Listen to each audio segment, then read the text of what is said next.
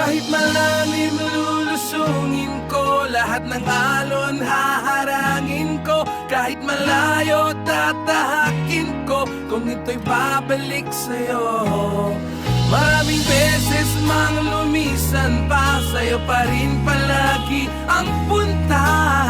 Kahit ilang bagyo, walang sa'kin makakapigil pa. Pakita lang kita, walang tawag sa amin. Iba't iba man ang gawain, halina't kilalanin mo.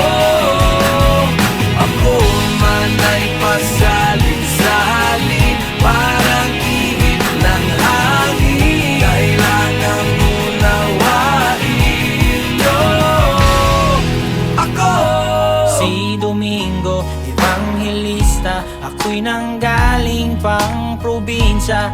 Lumuwas dun sa Maynila, baka sakali lang kumita ng panggastos sa bawat araw. Nangangarap na balang araw magsagwan sa malaking bangkang, ang tawag kay barko.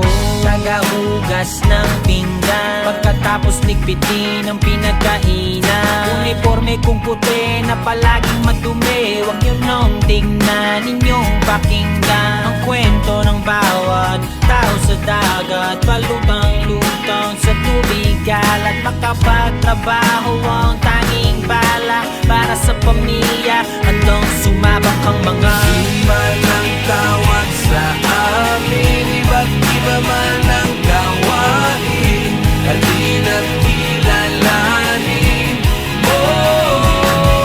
Ako man ay pasalit-salit, parang ihip ng hangin. Kailangan unawain mo ako. ako'y mga awit sa barko. Paggabi tawag sa'kin ay Ray, pero ang pangalan ko ay Rene. Sunod-sunod ang mga tip, kaya laging may pambili. Kahit ano kakantahin, basta malakas ang tili. Kapag bumirit, kinikilig lahat ng kababaihan. Oo ang sagot kahit hindi ko pa nililigawan. Halo-halong babango na ang kumapit sa unan. Hindi na mabilang, kaya ngayon ay may karamdaman. Ako naman si Tonyo, ang kanang kamay ng kapitan. Asensado na tila ba walang mapaglagyan ng salapi. Pag uwi, mahirap ang mangiti, parang mali ang tubo ng mga iniwan kong binti.